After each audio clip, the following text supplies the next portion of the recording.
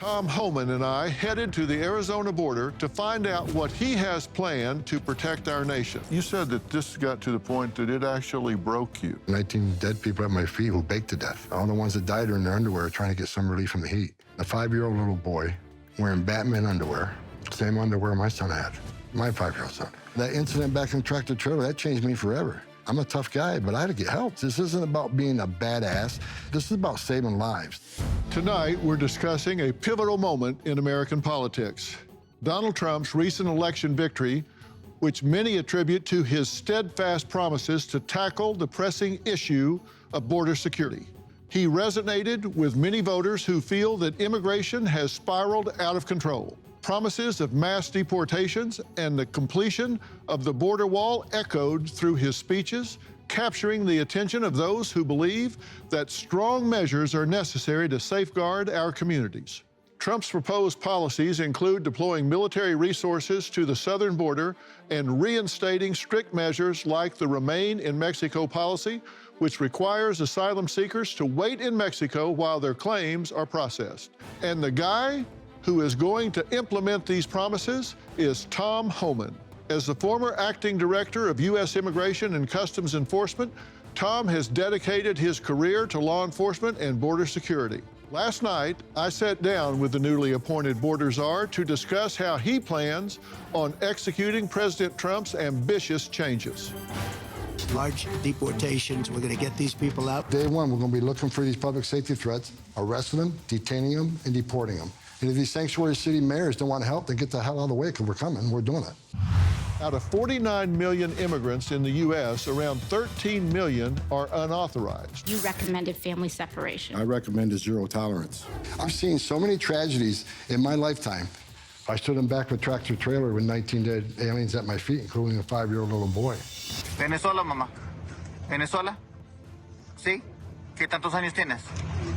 ¿Dos años? Thank God she's alive. I wake up every day pissed off with what this administration did to the most secure border in my lifetime. But thankfully, we got President Trump coming back, and we're going to secure the border once again and save lives. And it all can be prevented if we secure the borders. The situation at the Arizona-Mexico border resembles a leaky faucet that has escalated into a significant flood. With 378 miles of border divided into the Tucson and Yuma sectors, Arizona has become a focal point for illegal crossings. And let's address the issue of gotaways, individuals who evade Border Patrol detection. In fiscal year 2023, Arizona recorded over 775,000 illegal border crossings, with at least 200,000 classified as gotaways. This represents a substantial number of individuals entering the country without being apprehended. Tom and I headed to Cochise County, Arizona, where we met up with Sheriff Mark Daniels, who wanted to show Tom how Arizona has been handling this border crisis. Sheriff. Tom? Dr. Phil, how are you? Good to see you. How's everything? Good seeing you guys. You all right?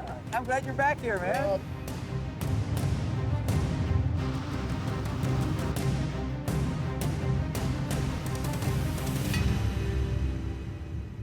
I want to start here. I think it's so important before we enter this building. This is our Border Operations Center. The border is dedicated to these fine professionals, both served in the Marine Corps. Chris is my deputy on the left, and you can see the story there. This is your deputy here? Yes, Dr. Phil. He's on my interdiction team for border crimes. He can tell you a story. We didn't think he was going to make it, Dr. Phil. That's how bad this was. His brother, Josh, who works for the United States Border Patrol, former Marine also, was up in these mountains right behind us over here, attacked by 2 migrants. They tried to get his gun. 1 round went off. The gun misfired. They took his knife and cut his throat.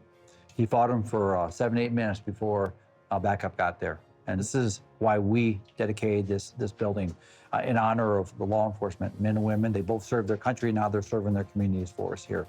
And that's the kind of people that work in this center. 2 American heroes right there. Exactly. Were these 2 migrants that he confronted in the mountains up there, were they apprehended? They were apprehended. One, I don't believe, was charged. If he did, he got no jail time. The other one got 7 years. 7 years trying to kill a federal agent? Are you kidding me? That's unheard of. That's offensive. it's an insult for what we're trying to do on this board. That's the way it's been for almost 4 years here. I tell you, January 20th, it's going to change. You're going to get a partnership that you've never seen before. We're going to be hip to hip, and we got your six like you had ours, so things are about to change in a big way. Thank you, Tom, for that message, because that message has to be, that message is prevention in itself. I've said that. And Dr. Phil, thank you for airing this, because most people don't understand the reality of what's going on. I want to frame this reality. We got to tell this story. We do, Tom. Well, and we're committed to telling it. And a story that's been told is not really reflecting the attitude of the American people. And we're going to tell that story, and the American people are behind you. Don't get the idea. I don't want any of these agents, any of the men and women wearing this uniform to get the attitude that what you've seen in the media reflects the attitude of the American people, because it does not. Thank you. And we're going to get the story, the real story out, and there's going to be transparency in this. You and I are going to start partnering today. I'm already partnering with Texas Governor Abbott. We're not waiting till January 20th. This is too important. And I commit to you, and you're going to commit on behalf of the law enforcement here. We're committed back. We're protecting lives every day, and we're changing lives every day. And when I say changing lives, in the fact that we're trying to stop and prevent and educate, but also hold people accountable for those breaking the law. And it'll be my privilege at this time to introduce you to the Oleski brothers. Come on up, gentlemen. Chris Oleski, Sir, Joshua Oleski, What Dr. class? Phil. What class? 869, sir. 167. Oh, sir. nice. Sir, Deputy Chris Willets. Honor to meet you, Right, sir. honored. You guys are both American heroes in my book. I appreciate your service. Dr. Phil, if I can get the privilege, can you each spend just a minute or two explaining what happened? Yeah, absolutely. January, about a little less than 3 years ago, I was involved in a use of force incident where I found myself in a fight for my life. I fought for my weapon, I fought for my well-being, and that was both against a UDA who was willing to try to remove my weapon from my possession and use it against me. And then, when he couldn't do that, he ended up using a knife and trying to take my life that way. Real super simple. I fought and I won. I won the day. God bless you. And this was in the mountains up here? Yes, sir, it was. You were by yourself? I was. And there were two of them?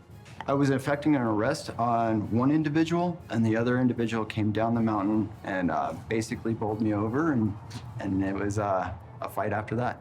See, that's not what people, American people don't understand. These border patrols, I was a border patrol agent. I know it's like standing on that line. Sometimes your nearest backup is miles away.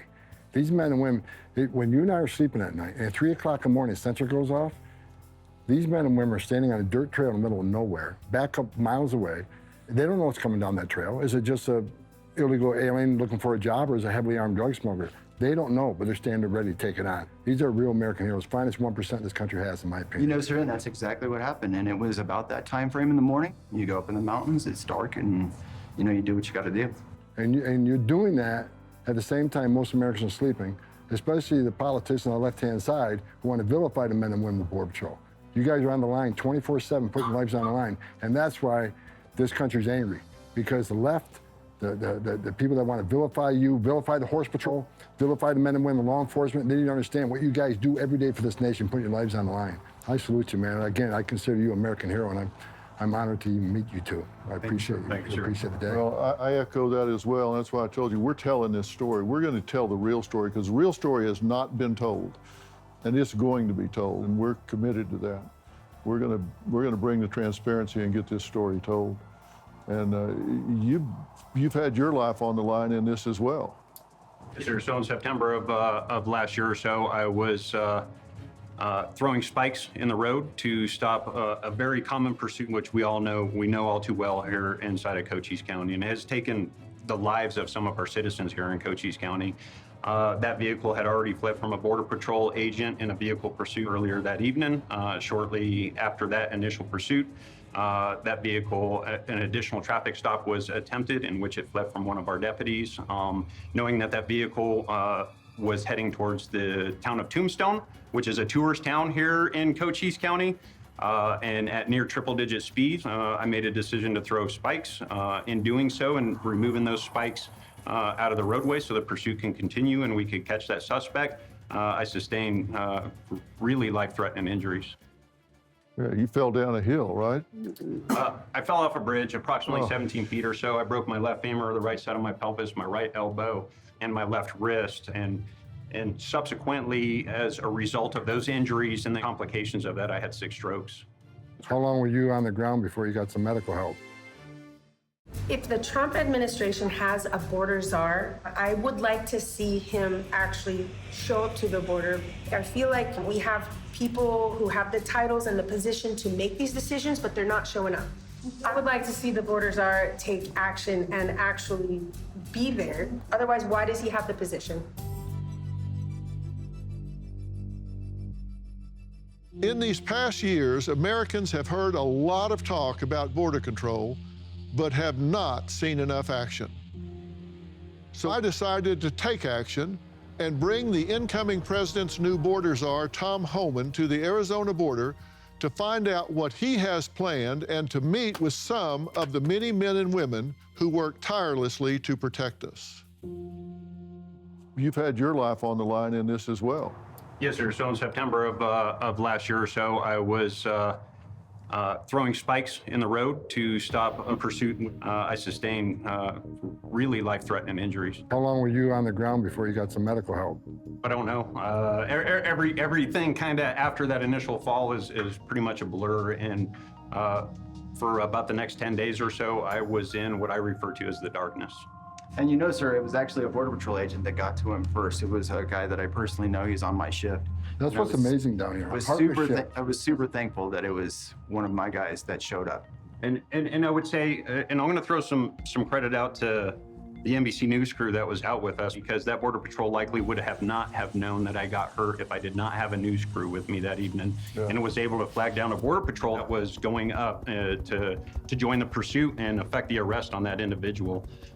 So when they flagged him down, it was a Border Patrol agent who was first on scene and responded to that. Thank God they found you. Which is one of the many reasons this partnership between local law enforcement and federal law enforcement is so important. God bless both of you for doing what you do. And sir, could I say something? While our name is on this building right now, Josh and I are not naive to the fact that that name is just a representation of all uniformed people. It is a representation of the risks that we all face, and which is a common occurrence out here on the southern border. We hear you. We're going to make sure that this story gets told. Thank you for sharing it. Thank you both. Thanks, Dr. Phil? Good to meet you. Dr. Phil. Proud to meet both of you. Thank you, sir. Thank you for your service. Thank what you're continuing to do. You guys are what it's all about. Come on in, guys. Thank you, guys. Come on in, John. Hey, big man. There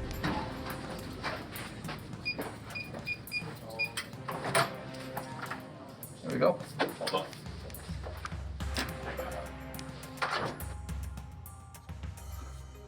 I'm here to Dr. Phil and new border czar Tom Homan. This is my team of camera folks that watch the cameras 24/7. This is the only place in the country I know that does this. And this is in partner with the Arizona sheriffs and national sheriffs, Western State and Southwest border sheriffs. So how does this work? So if you get something right now, you see 6 guys carrying backpacks, what happens? It'll pop up on the screen. The AI is recognized as a human. That's where the red comes from.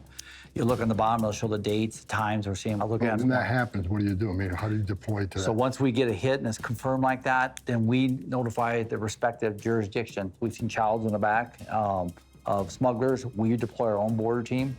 If it's weapons, we deploy all law enforcement. If we see a community public threat, or if we think it's drugs. This is all AI-driven, our system. So we have 1,200 cameras. So these are hidden inside the terrain, like they look like rocks or something? Yes. We go everywhere Border Patrol doesn't go. There is no federal dollars in this camera room, this building, this system. This is all state money and private money that supports this whole program. I think what people also don't understand, and I explained to Dr. Phil yesterday, not only is this like apprehensions, but some of these people you find are in bad shape, so we're saving lives with this system. That's right. That's what we're saying earlier. We're protecting people with this. We see a humanitarian issue, we respond to it. We got a helicopter, we'll go in there and do what we can. We need to help somebody, we're right there. You can see them popping across. We're developing new AI that helps us develop if a backpack looks like it would have drugs in it versus a can of food. So we're in the process of doing that thing. This is forward-leaning. It truly is. Yeah. These cameras, they're all identified, so when you look at like 2 from the right and down 3, you know where that camera is. So when you tell somebody we've got activity there, you can tell them geographically where that is. 100%. We have all the locations where they're at. Like these cameras here up to the right here, that's actually New Mexico. That's over in New Mexico. Right. You guys are one of the first press ever to be in this room. We don't want the press to usually come in here because once We don't want people to see this. We built our own. Peter said we have like 600 repeaters that run this whole system. Wow. So if you commit border crimes in Cochise County, I mean, it's not the smartest thing to do. So what do you need my help with? And I've done this 40 years, the public safety, national security, and the humanitarian side of this. We want to be a partner. I've said that for 4 years. I've been neglected for 4 years. I'm glad you're back. We have a lot of operational. We want to plan with you for the future. Well, the good thing, I think you got a president that's coming in. It wants to take federal money away from sanctuary cities where fighting what we're trying to do and hopefully divert that money to counties like you was actually helping secure the border and save lives. So that's something I'm going to personally work on. It's energizing to know that we have an administration, we have you, and we have Dr. Phil that's putting the reality, framing the reality of this to get back in there with us and help us. Thank you. Yeah, Dr. I've been talking to Dr. Phil. He has a huge reach through social media, his numerous platforms. He's going to tell the story. We're going to be very transparent in what we're doing. And I think the American people will be behind us 100% once they see the facts of what's actually happening. Hasn't been easy. Tucson Sector Border Patrol reports arresting an undocumented immigrant after he illegally re-entered the country near Casa Grande. Now, this is a picture of Gilberto Garcia posted today on Border Patrol's X account. Border Patrol says Garcia is now charged with illegal re-entry after being arrested last Tuesday. He was previously convicted of sexual crimes against children in 2018 before being deported back to Mexico. Arizona has become a hotspot for illegal crossings, and that's because of the massive expanse of land that makes it easy to get away. Cochise County is 6,219 square miles of rugged terrain. They share 84 miles of border with Mexico. Sheriff Mark Lamb patrols the I-10 freeway from Tucson to Phoenix. It's an area infamously known as Smuggler's Highway. His job is to stop the illegal transportation of drugs and humans from Mexico into the United States through Arizona. He joined Tom, Sheriff Daniels, and I to discuss how frustrated he's been for the past 4 years.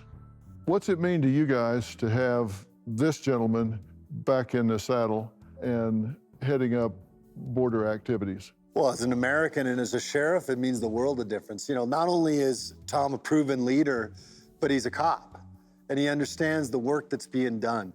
You know, today we've had more interaction with somebody from the federal government than we've had in 4 years.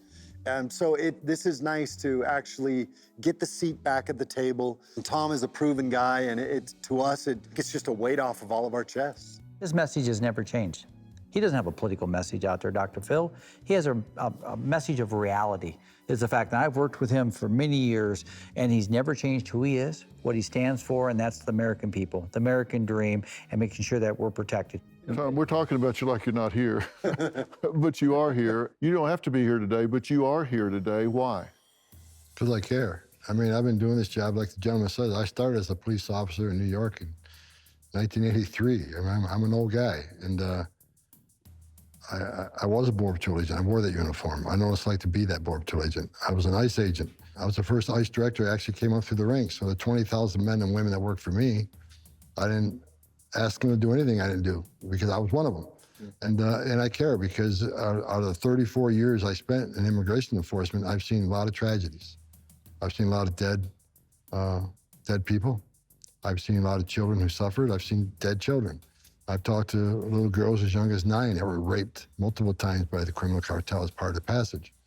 It changed me forever. And at one point, it broke me. It broke my heart.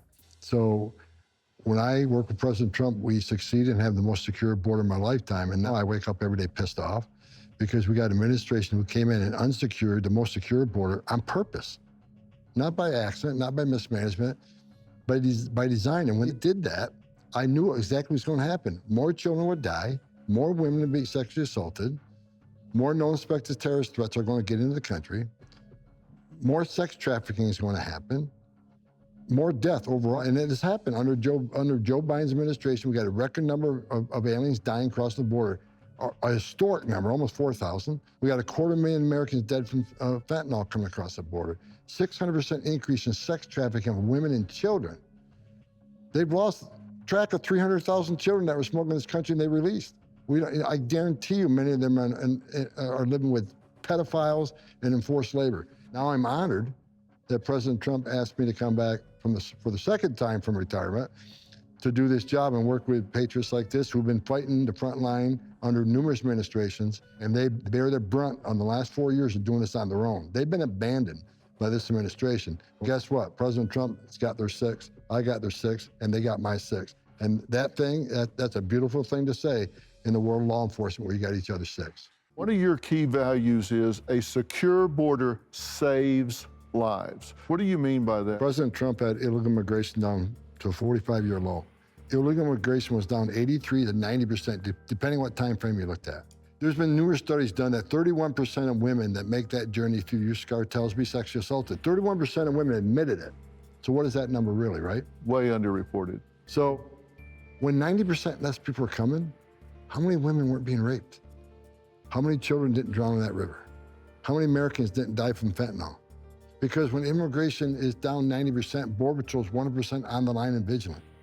But under this administration, they overwhelmed with millions of people coming across the border, where the majority of Border Patrol agents, not some, a majority of Border Patrol agents were pulled off their duties on the border, national security duties, to make sandwiches, change diapers, make baby formula, make hospital runs, make bus runs, and process this humanitarian crisis. At the same time they're doing it, the cartels took advantage. They created gaps. They send these groups to one area, and Border Patrol's going to seize on that opportunity. Then they create gaps in the system. That's when they move the fentanyl. That's when they move the bad guys. That's when they move the 2.2 million that don't want to be caught, right? So having a secure border saves lives just because less people are coming, less people in harm's way. I'm really curious about something. I think words are powerful. And I'm wondering if we really have an open border now, or if we have a border that the cartel has put a turnstile up on. Is this really an open border, or is it one that is controlled by the cartel? Are they the ones that are running the American-Mexico border? Right now, we are tracking this caravan. 1,500 migrants are on foot heading for the U.S.-Mexico border. Migrants say they are anticipating stricter immigration policies under an incoming Trump administration and say they are desperate to cross now. We want to be on the other side before the new president of the United States takes office, as he seems quite harsh on immigrants. We're going to have to seal up those borders if they have to come in legally. As News Nation reporter Jorge Ventura just revealed, a huge caravan of migrants are attempting to enter the U.S. before President Trump can take office. But what can officials in our border states of Texas and Arizona do about it? I spoke to some high-level officials to find out. Is this really an open border, or is it one that is controlled by the cartel? Are they the ones that are running the American-Mexico border? Well, the open border calls the cartels to take control. The criminal cartels in Mexico control our southern border. They decide what comes in, who comes in, and where it comes in, and when it comes in.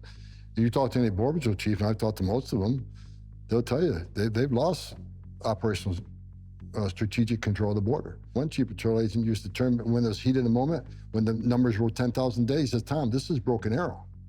Because I can't contain what's coming across. I'm not going to get 10%. But the cartels, and they demonstrate it every day. You know, you think 100 family groups, 200 family groups show up at the same place at the same time by coincidence?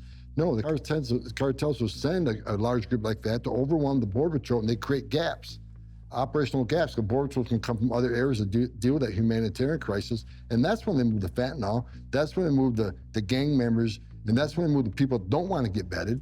You look at the numbers, 2.2 million people, known gotaways that we captured on video, drone traffic, or sensor traffic. Why did 2.2 million people pay more to get away? Why didn't they pay less to get released in 24 hours, get a free airline ticket to the city of their choice, get a free hotel room, nice hotel room, by the way, 3 meals a day, free medical care, and get work authorization within 4 months? Why would you not take advantage of that giveaway program at lower cost? Why you paid more to get away? Because they don't want to be vetted, they don't want to be fingerprinted, and that's just scared the hell out of all of us. Border Patrols under Biden's arrested people from 181 different countries. That's almost every country in the world. Some of these countries are sponsors of terror. They've arrested 300 people on terrorist watch lists just on the border under these 4 years. How many of that 2.2 came from a country sponsoring terror? If you think it's zero, you're a moron. So me and Crystal Ray agree on one thing. This is the biggest national security vulnerability this country's ever seen. Something's coming. And when that something's coming, I want President Trump to be in the White House, not what we currently have. So these are terrorist groups, and they're going to have to be dealt with accordingly. Absolutely a terrorist group. And they're not just terrorist groups on the southern end. Because of the policies of this administration over the last 4 years, they have grown globally. Our inability to secure our southern border has not just affected America. It's affected it globally because now they're in 54 different countries, selling drugs all over the world because of the power that they were able to gain at our southern border. And what you just said, they're in numerous countries across the globe, which is another reason they need to be declared terrorist organizations. We can attack it from a multi-country facet. Right. You guys agree with this? What's your take? How do you react to what he's saying? We're losing over 100,000 Americans a year to fentanyl. And the ones that don't die, these families are being crushed by the effects of fentanyl in their homes and in their families and in their communities. You talk about the people that are being abused by the cartels. Tom just mentioned it. Talk about the children that are being lost and used as pawns, the women that are being raped, the people that are being left for dead in the desert. We, the sheriffs, are the ones that go pick those people up in conjunction with our partners at Border Patrol. We're out there using our helicopters, our resources to pick people up that should have never have been in the desert on a 120-degree day. They should have never been there because we should have done our job in the first place. They're being taken advantage of by bad policies and criminal organizations that have zero care for human life. Dr. Phil, the number one responsibility of any elected official, from the president all the way down to a mayor, a sheriff, a community leader, a national leader, anybody that wears a badge, is quality of life. That's what we do every day, is to go out and sustain that quality of life that people expect. And they're blind to a lot of things we do every day. And for somebody to turn a blind eye to that, somebody takes an oath of office to say, I'm going to protect your quality of life and protect the rule of law in this country, but turn their back on it, that's gross negligence. If I did that, I promise you, I'd either be prosecuted or I'd be kicked out of office. And that's what's happened here. I truly believe the will of the people says we've seen enough, we've heard enough, we can't take this no more. And that's why we have the change. They try to characterize you guys as just not caring about people that are trying to get to a better life. You said that this got to the point that it actually broke you. What do you mean? The newly appointed border czar under President-elect Trump, Tom Homan, and I headed to Cochise County, Arizona to meet with Sheriff Mark Daniels and Sheriff Mark Lamb, two dedicated leaders on the front lines of the Arizona-Mexico border. With 378 miles of border to patrol, Arizona has become a focal point for illegal crossings, and the situation is escalating. I wanted to hear how Tom and his team plan on de-escalating this national security crisis in Arizona. You know, they try to characterize you guys as just not caring about people that are trying to get to a better life. You said that this got to the point that it actually broke you. What do you mean? I grew up in a small town upstate New York. You know, you grew up in a small town where everybody's milking cows, right? And if you fast forward, I'm standing back with a trailer, 19 dead people at my feet who baked to death. Baked to death. All the ones that died are in their underwear trying to get some relief from the heat. Steel box, black, no lights, no air, no water. And when I went to that crime scene and I keyed on a 5-year-old little boy wearing Batman underwear,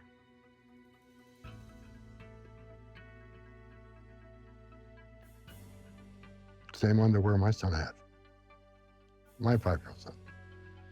You think about the tragedy of that life being lost. You think about what that little boy went through, how he suffered. No one should suffer like that. And it broke me because I know it can be fixed. I know it can be prevented. When you have a secure border and people aren't making that journey, they're not dying. Think about the little girl, whether it's, you know, the numerous ones that died, you know, Lake and Riley. That little girl fought for 18 minutes. She didn't want to die. She's fighting for every breath. She tried to call 911, that got stopped. This little girl panicked in terror, fighting for every minute of her life. Killed by someone that's not supposed to be here. And I'm tired of it. I'm sick of it. Now that incident back in the tractor trailer, that changed me forever. And I'm a tough guy, but I had to get help. I mean, you know, it's when you deal with so much tragedy, it wears on you. People want to know why I'm so emotional, why I'm so hardcore in this, because I'm sick and tired of burying children and having women being raped. And I'm sick and tired of talking to angel moms and dads whose children were murdered by someone that's not supposed to be here. I'm sick and tired of all the fentanyl deaths and all these parents that have suffered loss of their child. And everybody wants to beat us up on Trump's family separation. No one wants to talk about the separation that occurs 1,000 times more by a parent burying their child. That's separation. This isn't about being a badass. This isn't about being the border god or anything I've read on the paper. This is about saving lives. Every Border Patrol agent that wears that uniform, they're a mom and dad too. They don't hang their heart on a hook when they go to work. They save thousands of lives every year. These men save thousands of lives every year. And I'm tired of the chaos and the death.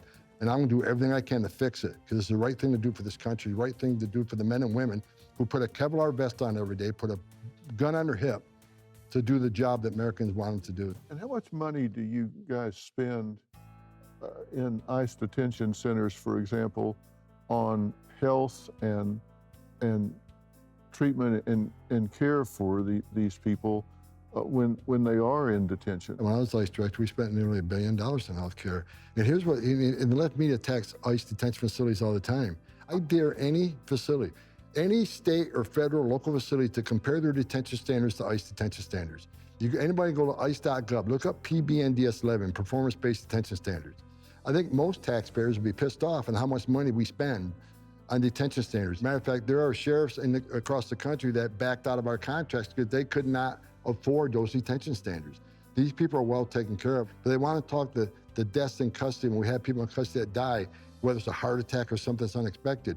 Our deaths in custody are a fraction of every other facility in the country, but they'll earmark, well, ICE lost 14 people in custody this year, died in custody. Better than they'll get almost anywhere else. ICE facilities, sometimes the first vaccinations children get. Sometimes it's the first time they've ever seen a doctor. Matter of fact, the medical professionals at ICE, they save thousands of lives. They'll find something that the alien didn't even wear his head. We have to work together. If we're going to protect children, if we're going to protect people, we have to work together. And that's why I stand with President Trump. Our borders are, and I'm glad you accept that title.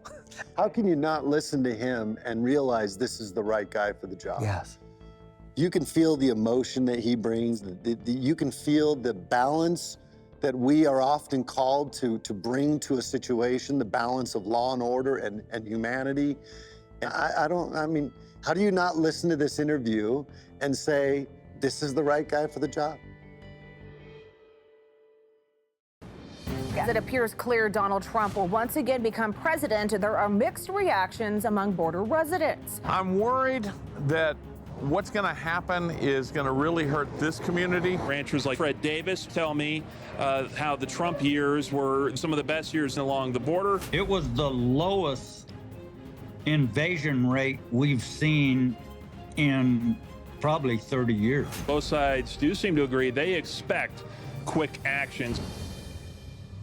Tonight, we focus on the Arizona border, which has become a critical area for illegal crossings and national security concerns. John, your land has been in your family for 129 years. Yes, sir.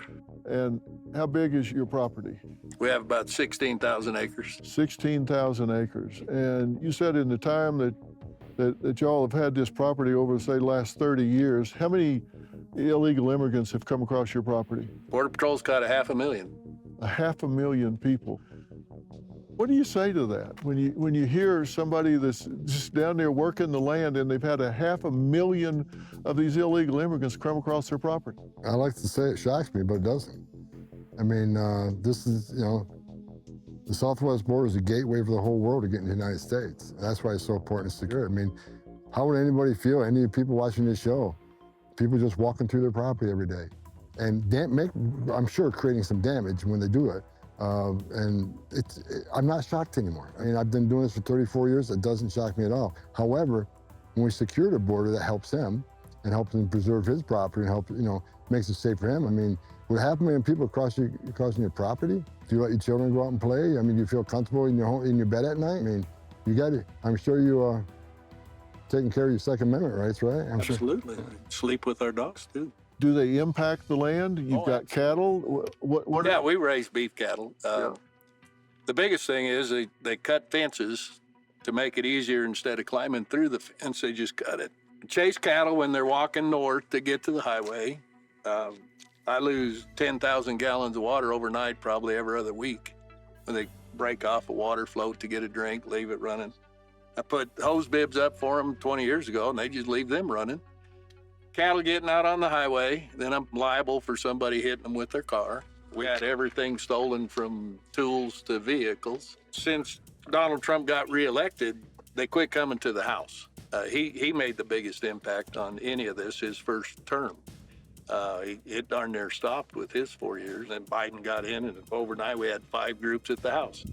Really? Yeah, it's every day we're putting up with that. Are they trying to get in? Do they steal things? What do they do? It's both, but most of the time they're wanting me to call for help or want water or want food.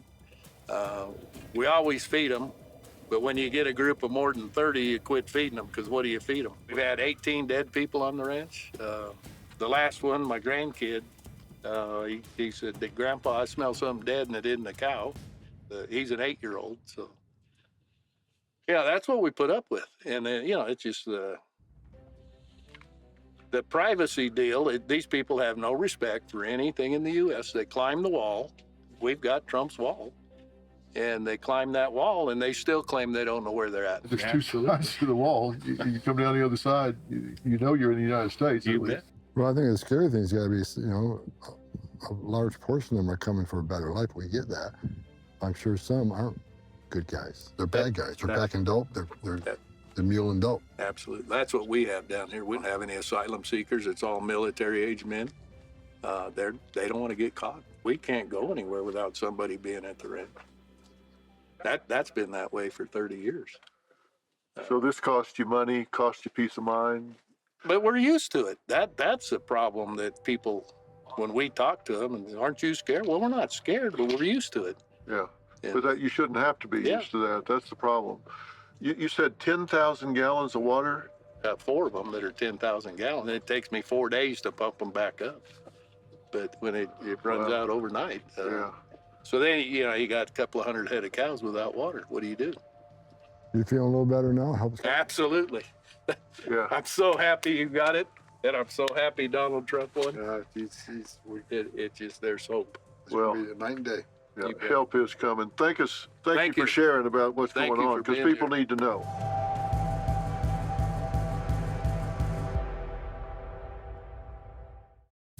This visit to the Arizona border with Tom Homan was about more than just politics. It was a chance to meet some of the dedicated men and women on the front lines of border security who work tirelessly to protect our nation. As we walked along the border and the unfinished wall, we saw firsthand the challenges these brave individuals face every day.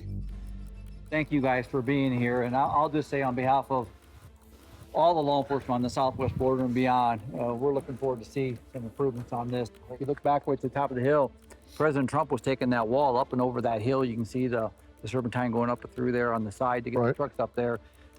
President Biden took over, he froze that in time, declaring the southwest border a non-emergency. So you saw all the scrap metal that was supposed to be up here, that's all been sitting just rotting away. And again, we're looking for a lot of partnerships in the next 4 years, and we thank you for sharing our reality, and number 2, for being a partner with us, for our Border Patrol CBP folks, sheriffs, police departments in our state. So thank you so much to both of you for being here today. Well, we're just here to document it. This is the action figure right here. And what people need to understand is that Train to Iowa, they're on notice because my gang's bigger than their gang. That's true. We got Border Patrol, we got ICE, we got local law enforcement, we got state law enforcement. So we're all going to join in partnership and we'll make this country safer. I love it. The men and women we met are committed to their mission, and it's vital that we support them in their efforts. Thank you and everyone working tirelessly on the front lines. Your dedication does not go unnoticed. I want to give special thanks to Tom Homan, Sheriffs Mark Daniels and Mark Lamb for joining us at the border.